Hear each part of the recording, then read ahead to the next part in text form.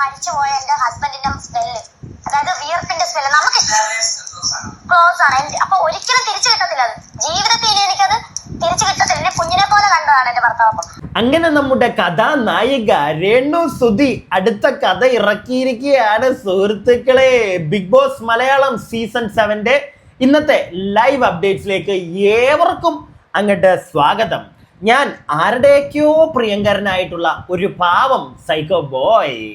അപ്പോൾ രേണു ചേച്ചി നമ്മുടെ സുധിച്ചേട്ടൻ്റെ മണം വെച്ചിട്ടുള്ള ഒരു പെർഫ്യൂം ഉണ്ടല്ലോ, ആ പെർഫ്യൂമുമായി ബന്ധപ്പെട്ട് തള്ളു തുടങ്ങിയിട്ടുണ്ട്. നൂറയും പിന്നെ നമ്മുടെ ഷാനവാസും കൂടെ കണ്ണൊക്കെ തള്ളിയിരുന്ന് കേൾക്കുന്നുണ്ട്. എനിക്ക് തോന്നുന്നു മറ്റേ ആര്യൻ കഥ കേട്ട് വെറുത്തിട്ടാന്ന് തോന്നുന്നു. അപ്പുറം അവൻ ക്ഷീണിച്ചൊക്കെയാണ് കിടക്കുന്നത്. അയ്യോ വയ്യേ, എനിക്കിനും വയ്യ, തളന്നൊക്കെ വാദം പിടിച്ചൊക്കെയാണ് കിടക്കുന്നത് ചെറുക്കൻ. വാദമൊന്നും മറ്റേ നൊരേമ്പതയും വരത്തില്ല, ആ ഒരു സാധനമൊക്കെ വന്ന് ഇങ്ങനെ പിറഞ്ഞാന്ന് തോന്നുന്നു ചെറുക്കാൻ കിടക്കുന്നത്. ഈ കഥയൊന്നും കേൾക്കാൻ വയ്യ അവന്. എന്തൊക്കെയാണോ എന്താണെങ്കിലും രേണു ചേച്ചി പറയുന്ന കുറച്ച് കഥകളുണ്ട്. എനിക്കത് ഇവിടെ ഞാൻ എടുത്തു വെച്ചിട്ടുണ്ട് നിങ്ങളെ കാണിക്കാൻ, പക്ഷെ കാണിക്കാൻ പറ്റത്തില്ല, നിങ്ങൾ എന്നോട് ക്ഷമിക്കുക.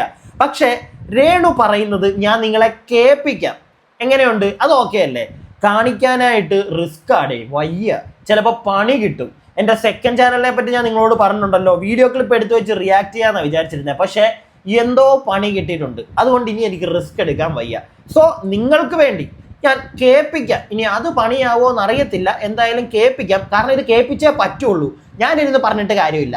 ചേച്ചി പറയുന്നത് നിങ്ങൾ കേൾക്കണം. എന്നിട്ട് എനിക്ക് പറയാനുള്ളത് ഞാൻ പറയാം. എങ്ങനെയുണ്ട്? പിന്നെ ചാനൽ ആദ്യമായിട്ട് കാണുന്ന ആരെങ്കിലും ഒക്കെ ഉണ്ടെങ്കിൽ ഒന്ന് ചാനൽ സബ്സ്ക്രൈബ് ചെയ്യണേ. പിന്നെ കൂടാതെ വീഡിയോയ്ക്ക് ഒരു ലൈക്ക് താ. നമ്മുടെ സ്ഥിരം ആൾക്കാരൊക്കെ ഇല്ലേ, ഒന്ന് എന്താണ് സ്നേഹമില്ലാത്ത, ഒന്ന് ലൈക്കൊക്കെ താ പ്രിയപ്പെട്ടവരെ. പിന്നെ രേണു ചേച്ചി പറയുന്നത് കേട്ടോ, സ്പ്രേ ചിന്നു തുഫായി എന്ന് കൊണ്ടുവന്ന സുധിച്ചേട്ടൻ്റെ മണമുള്ള സ്പ്രേ, അതിനെപ്പറ്റി പറയുന്നത് നമുക്കിനി കേൾക്കാം.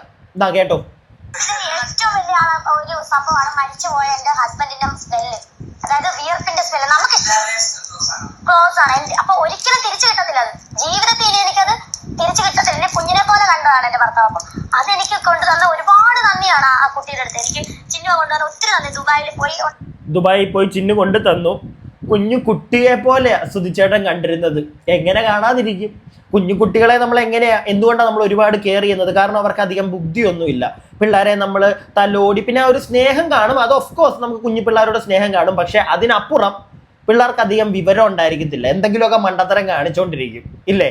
അതുകൊണ്ടാണ് കുഞ്ഞു കൊച്ചിനെ പോലെ മോളെ വവേ തുക്കുടു മരുന്നൊക്കെ കഴിക്കണേടി, പ്രാന്ത് മൂക്കല്ലേടി എന്നൊക്കെ പറഞ്ഞുകൊണ്ടിരുന്നത്. അതായിരിക്കാം ബാക്കി ഉണ്ടാക്കി തന്നത് ഒത്തിരി നന്ദി. പക്ഷെ അത് ഞാൻ പറഞ്ഞത് എനിക്കത് ഇഷ്ടപ്പെടും, മറ്റുള്ളവർക്ക് അത് നാറ്റമായിട്ട് തോന്നുമെന്നാണ് ഞാൻ പറഞ്ഞത്. പക്ഷെ അത് തിരിഞ്ഞു മറിഞ്ഞ്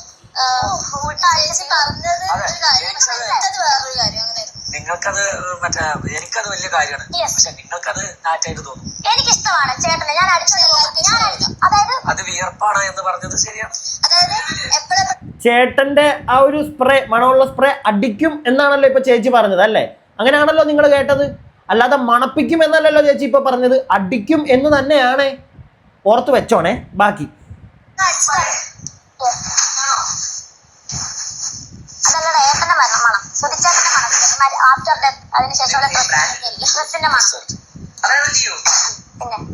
നമുക്കിഷ്ടമുള്ള ആളുടെ ആ ഒരു സുധിച്ചേട്ടന്റെ മണം ആഫ്റ്റർ ഡെത്തിന് ശേഷമുള്ള മണമോ? അല്ല, അതെന്ത് മണോ? എനിക്കറിയാൻ പാടില്ല. ആ പുള്ളി മരിക്കാൻ നേരത്തിട്ട ഷർട്ടിലുണ്ടായിരുന്ന വിയർപ്പിന്റെ മണം, അതാണ് സ്പ്രേ ആക്കി കൊണ്ടുവന്നത്, അല്ലേ? അല്ലാതെ ആഫ്റ്റർ ഡെത്തിന് ശേഷം ഒരു മണം ഉണ്ടാവുമെന്ന് എനിക്ക് തോന്നുന്നില്ല. ആ മരണസമയത്ത് പുള്ളിയുടെ ദേഹത്തൊരു മണം ഉണ്ടായിരിക്കും, അതാണ്. അല്ലാതെ മരണസമയത്തെന്ന് പറഞ്ഞു കഴിഞ്ഞാൽ ജസ്റ്റ് ആ ഒരു ശ്വാസം പുള്ളിയുടെ ജീവിതത്തിൽ നിന്ന് ആ ഒരു ശരീരത്തിൽ നിന്ന് പോകുന്ന ആ ഒരു സമയത്ത്, അല്ലാതെ ആ ഒരു സമയത്തെ സ്വെറ്റ് ചെയ്യുള്ളൂ. അല്ലാതെ ആ ഒരു ശരീരം പോയി, അതിനകത്തെ ആ സോള് പോയി കഴിയുമ്പോൾ ഒരിക്കലും ആ ബോഡി സ്വെറ്റ് ചെയ്യുമെന്ന് എനിക്ക് തോന്നുന്നില്ല. അതിനകത്തൊന്നും ഒരു മണം ഉണ്ടാവില്ല. മനസ്സിലായില്ലേ? ജീവനോട് ഉണ്ടായിരുന്നപ്പോൾ അതിനകത്ത് ഉണ്ടായിരുന്ന ആ ഒരു മണം, അതാണ് മറ്റേ കുപ്പിയിലാക്കിയത്. അല്ലാതെ ആഫ്റ്റർ ഡെത്തിന് ശേഷമുള്ള മണമല്ല. ഓക്കെ, അതൊക്കെ ഒന്ന് രേണു സുധി മനസ്സിലാക്കിയിട്ട് വേണം സംസാരിക്കാൻ. ഞാൻ പറഞ്ഞതിനകത്ത് തെറ്റുണ്ടോ? ഞാൻ പറഞ്ഞതിനകത്ത് തെറ്റുണ്ടെങ്കിൽ നിങ്ങൾ പറയണം കേട്ടോ. എൻ്റെ കുഞ്ഞറിവ് വെച്ചിട്ടുള്ള കാര്യമാണ് പറഞ്ഞത്. മണ്ടത്തരങ്ങളും തെറ്റില്ലാതെ തെറ്റും ഒക്കെ എനിക്കും പറ്റും. പക്ഷേ ഇതിനകത്ത് ഞാൻ പറഞ്ഞതല്ലേ കറക്റ്റ്. മരിക്കുന്നതിന് മുമ്പ് ആ ബോഡി വിയർത്തപ്പോൾ ഉള്ള ആ ഒരു സ്മെല്ല്, അതായിരിക്കാം.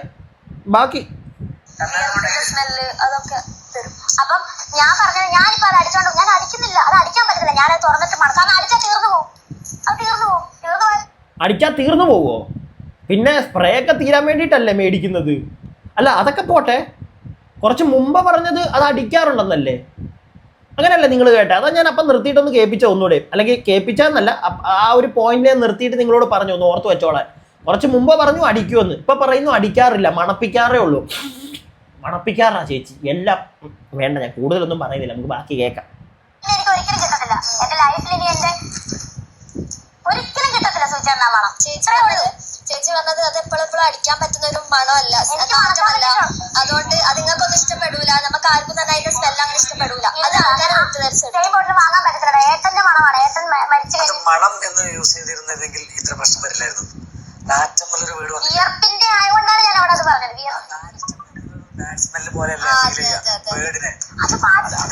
ഇനി ഞാൻ പറയട്ടെ, അത് വിയർപ്പിന്റെ വാട്സ്മെല്ലാണത്, പക്ഷെ എന്റെ ഫേവറേറ്റ് ആണത്.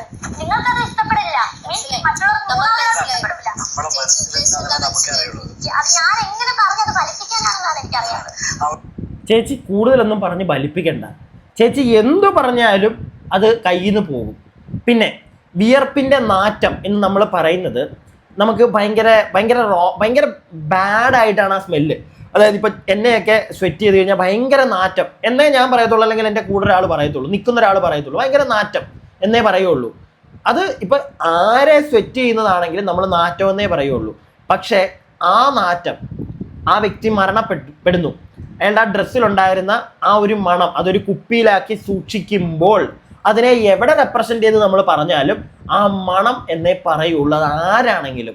അല്ലാതെ ആ ഒരു നാറ്റം ഞാൻ കുപ്പിയിലാക്കി എന്ന് ഒരാളും പറയത്തില്ല. മനസ്സിലായില്ലേ? അത് എനിക്ക് നല്ല മണമാണ്, നിങ്ങൾക്കതൊരു വൃത്തികെട്ട നാറ്റമാണ്, അതിൻ്റെ ആവശ്യമേ ഇല്ല. മണം അതാണ് അതിൻ്റെ. നിങ്ങൾ ആ ഒരു സാധനത്തിനെ സ്നേഹിക്കുന്നുണ്ടെങ്കിൽ, അദ്ദേഹത്തിൻ്റെ ആ ഒരു വിയർപ്പിൻ്റെ സ്മെല്ലിനെ നിങ്ങൾ സ്നേഹിക്കുന്നുണ്ടെങ്കിൽ, അത് നിങ്ങൾ ഒരു കുപ്പിയിലാക്കി നിങ്ങളുടെ സുഹൃത്ത് നിങ്ങൾക്ക് കൊണ്ട് തന്നിട്ടുണ്ടെങ്കിൽ, ഒരു പെർഫ്യൂമിൻ്റെ ഒരു രീതിയിൽ അതിനെ ആക്കി കൊണ്ട് തന്നിട്ടുണ്ടെങ്കിൽ ഒരു മണമെന്നേ അതിനെ നമ്മൾ പറയുള്ളൂ. മനസ്സിലായില്ലേ?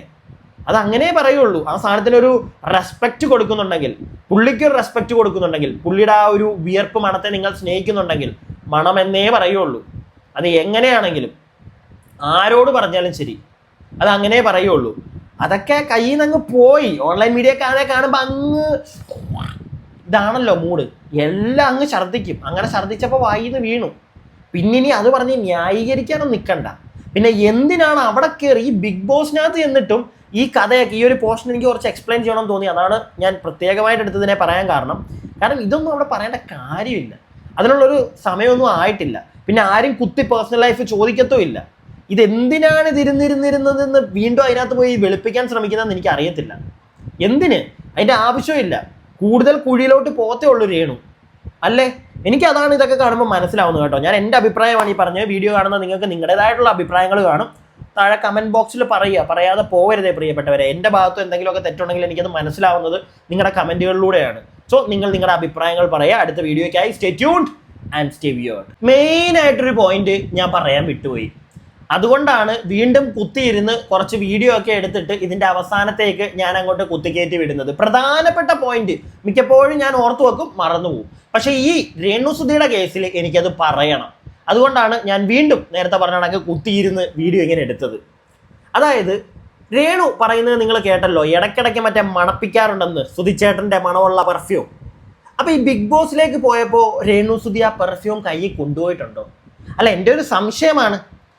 അല്ല, അങ്ങനെ ഇടയ്ക്കിടയ്ക്ക് മണപ്പിക്കുന്ന ഒരാളാണെങ്കിൽ അത് അങ്ങോട്ട് മണപ്പിക്കുമ്പോഴാണ് മറ്റേ ഊർജ സാധനം കിട്ടുന്നതെങ്കിൽ അതോട്ട് കയറുമ്പോഴേ മറ്റേ എൻ്റെ സുധിച്ചേട്ടാ ഞാൻ എത്തിയേ എന്ന് പറഞ്ഞല്ലേ കേൾക്കുന്നേ, അല്ല കയറുന്നത്.